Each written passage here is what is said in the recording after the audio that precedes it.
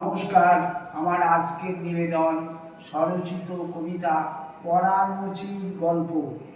পড়াশুনো আর হলো না, রোজগারের এই ফাঁদে সংসারটা যখন আমি তুলে নিলাম কাঁধে, বন্ধুরা যখন খেলতে গিয়ে মাঠ জুড়ে দেয় ছুট, আমি তখন জুতো সারাই, পালিশ করি বুট।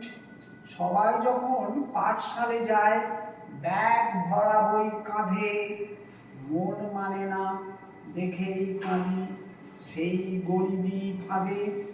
ছুটির শেষে দেখি যখন ফিরছে সবাই বাড়ি, আমার পড়া আর হলো না, মনটা হয় ভারী।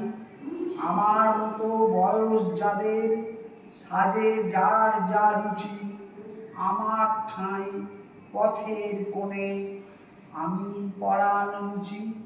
নমস্কার, সকলকে অনুরোধ আমার এই ছোট্ট চ্যানেলটি সাবস্ক্রাইব করে দেবেন। ধন্যবাদ।